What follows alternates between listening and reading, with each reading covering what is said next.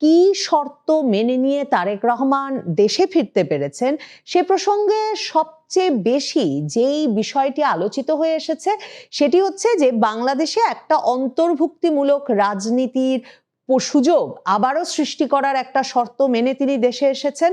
তার উপরে বিশেষভাবে ভারতের তরফে এমন চাপ, এমন শর্ত দেওয়া ছিল যে তিনি অন্তর্ভুক্তিমূলক একটা নির্বাচনের চেষ্টা করবেন, মানে ফেব্রুয়ারির নির্বাচনটাকেও অন্তর্ভুক্তিমূলক করবার চেষ্টা করবেন। সেটা যদি সম্ভব না হয় তাহলে তিনি ফেব্রুয়ারির নির্বাচনের পর দায়িত্ব গ্রহণ করবার পরপরই আওয়ামী লীগের রাজনীতিকে বাংলাদেশে আবারও মানে বৈধ রাজনীতিতে পরিণত করতে যথাযথ ব্যবস্থা নেবেন, মানে আওয়ামী লীগের রাজনৈতিক কর্মকাণ্ডের ওপর থেকে নিষেধাজ্ঞা তুলে নেবেন। এই শর্তেই তারেক রহমান দেশে ফিরতে পেরেছেন।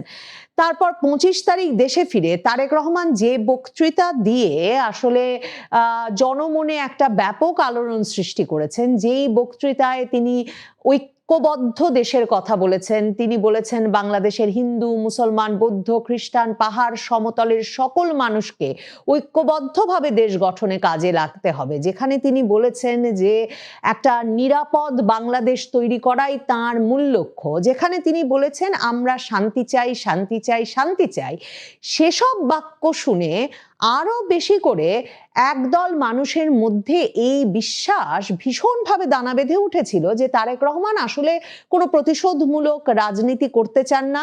তিনি রাজনীতিকে প্রতিহিংসা এবং প্রতিশোধের ঊর্ধ্বে নিয়ে গিয়ে একটা অন্তর্ভুক্তিমূলক পরিবেশ তৈরি করবেন, যাতে বাংলাদেশে আবারও আওয়ামী লীগ এবং বিএনপির যে দ্বিদলীয় মানে রাজনৈতিক ব্যবস্থা চলছিল সেটা আবার ফেরত আসে, যার ফলে চরমপন্থী রাজনীতি উস্কে দিচ্ছে যারা দেশে, সেই পক্ষটি একরকম পিছিয়ে পড়তে বাধ্য হয়। এমন নানা রকম তত্ত্ব তারেক রহমানের আশা ঘিরে কিন্তু চলছিল।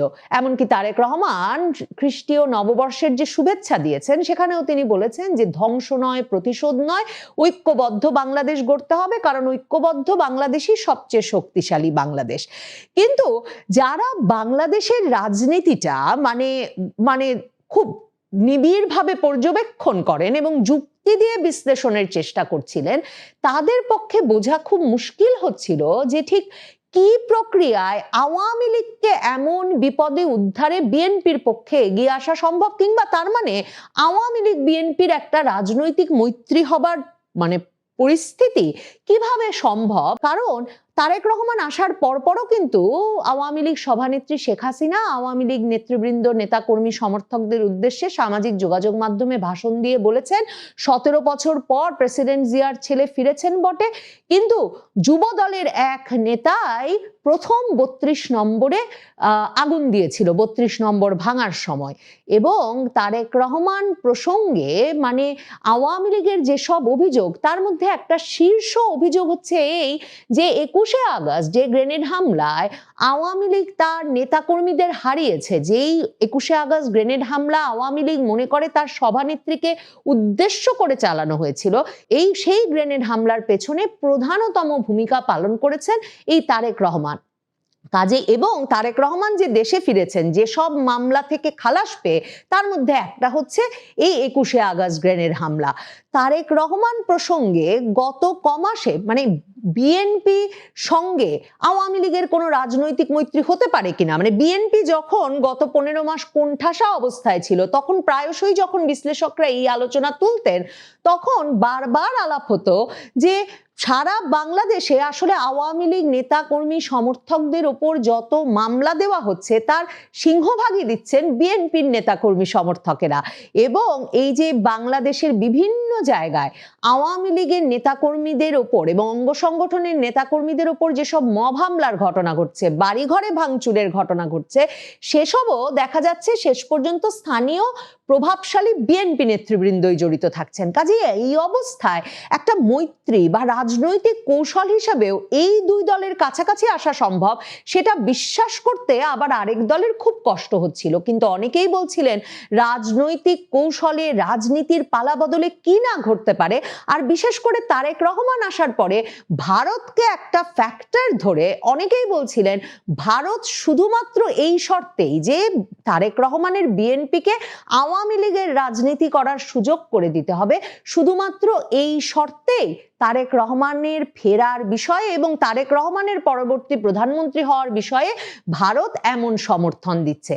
ভারত তারেক রহমানকে যে ভীষণভাবেই সমর্থন করছে সেটা খালেদা জিয়ার মৃত্যুর পর ভারতের প্রতিক্রিয়ায় স্পষ্ট। ভারত তার পররাষ্ট্রমন্ত্রী এস জয়শঙ্করকে প্রধানমন্ত্রী মোদীর বার্তা ব্যক্তিগতভাবে তারেক রহমানের হাতে তুলে দিতে ঢাকা পাঠিয়েছিল। ভারতের প্রতিরক্ষা মন্ত্রী রাজনাথ সিং বাংলাদেশের হাই কমিশনে গিয়ে দিল্লিতে শোক বইয়ে লিখে এসেছেন যে খালেদা জিয়াকে ভারত বাংলাদেশ সম্পর্ক উন্নয়নে তাঁর ভূমিকার জন্য ভারত চিরকাল কৃতজ্ঞতার সঙ্গে স্মরণ করবে। কাজেই ভারত যে বিএনপিকে পছন্দ করে ফেলেছে, তারেক রহমানের বিএনপিকে পছন্দ করে ফেলেছে, তারেক রহমানকে নেতা হিসেবে মেনে নিয়েছে এবং বাংলাদেশের ভবিষ্যৎ প্রধানমন্ত্রী হিসেবে দেখতে চায়, ভারত সম্ভবত ব্যাপারটাতে রাগঢাক করছে না। কিন্তু এই বিএনপি কি আওয়ামী লীগকে কোনো ছাড় দেবে? আওয়ামী লীগকে রাজনীতিতে ফেরাবে? বিএনপির সম্ভবত সেটা পরিষ্কার করা জরুরি ছিল। এবং বেগম খালেদা জিয়ার জানা যায় যেখানে লক্ষ লক্ষ লক্ষ মানুষের সমাবেশ হয়েছিল, সেখানেও তারেক রহমান পুত্র হিসেবে এসে ধর্মীয় এবং সামাজিক প্রথা অনুযায়ী মায়ের ঋণ পরিশোধের প্রতিশ্রুতি এবং মায়ের জন্য দোয়া চাওয়া ছাড়া অন্য কোনো কিছু না বললেও তাদের দলের পক্ষ থেকে স্থায়ী কমিটির সদস্য বর্ষিয়ান নেতা নজরুল ইসলাম খান যে বক্তৃতা দিয়েছেন সেখানে পরিষ্কার যে শেখ হাসিনার ওপর গ্রেনেড হামলার জন্য যেমন আওয়ামী লীগ, বিএনপি সরকার, খালেদা জিয়ার সরকার, খালেদা জিয়া পুত্র তারেক রহমানকে দায়ী করে, ঠিক তেমনি বিএনপি খালেদা জিয়াকে জেলে রেখে একটা অস্বাস্থ্যকর পরিবেশে রেখে মৃত্যুর দিকে ঠেলে দেওয়ার জন্য সরাসরি দায়ী করে।